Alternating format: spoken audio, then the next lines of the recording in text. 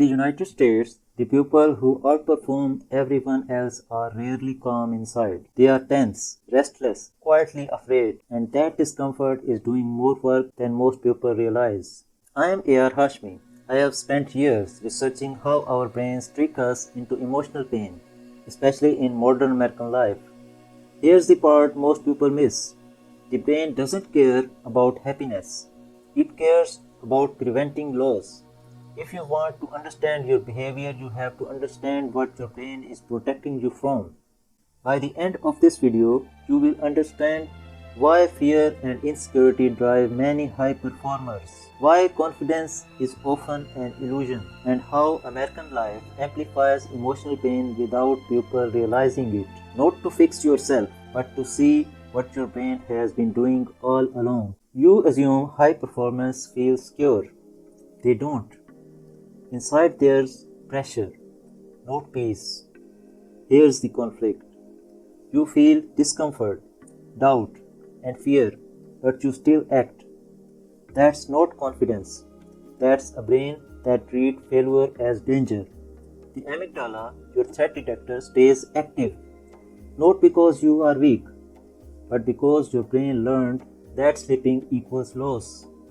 In American culture, performance equals identity, grades, careers, titles, income. So the brain keeps you alert, uneasy, driven. Average performers feel that discomfort, then escape it.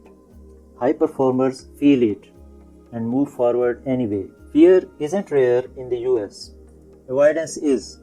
Your brain produces anxiety to push action. That's its job.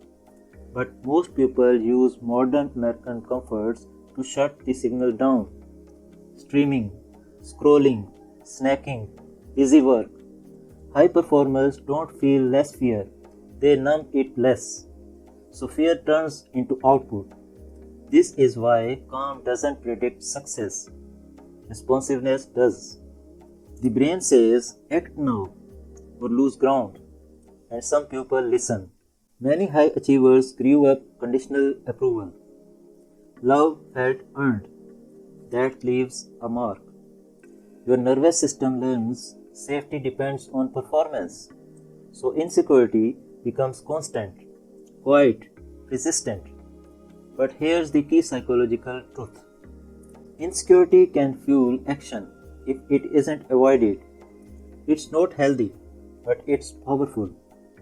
In American households and schools, praise often follows results, not effort, not curiosity. So the brain adopts. Output becomes survival.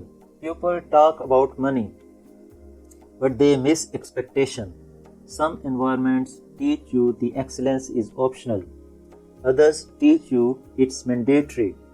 That belief lives in the brain. Psychological pressure creates urgency. Two people can have the same resources, but only one feels unsafe slowing down. That's not motivation, that's conditioning. And it explains why opportunity alone doesn't create performance. Here's where high performers differ in a learnable way. They believe action is allowed, not deserved. Allowed. They leave bad environments and demand clarity. Not because they are confident, but because their brain believes movement restores control. Average performers notice unfairness, then stay inside it. High performers reposition. Agency calms the nervous system more than fairness ever will. The brain seeks safety through comfort. But here's the trap. Comfort without intention becomes stagnation. In the US, comfort is everywhere. Entertainment on demand. Distraction without friction.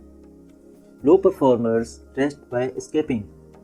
High performers rest deliberately.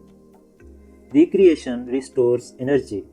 Escapism numbs dissatisfaction. Your brain knows the difference. If this explanation is changing how you see yourself, subscribe. This channel explains behavior without blaming the person. Here's the uncomfortable part. High performers aren't chasing success. They are avoiding internal collapse. Stillness feels dangerous to their brain. Completion doesn't feel safe, it feels exposed. So the next task appears. This isn't discipline, it's a threat system that never fully shuts off. Researchers like Andrew Huberman at Stanford have explained how chronic threat activation can increase output, but also tension. The brain trades peace for progress. If you feel restless after finishing things, if comfort makes you uneasy, if fear sharpens you instead of stopping you, nothing is wrong with you.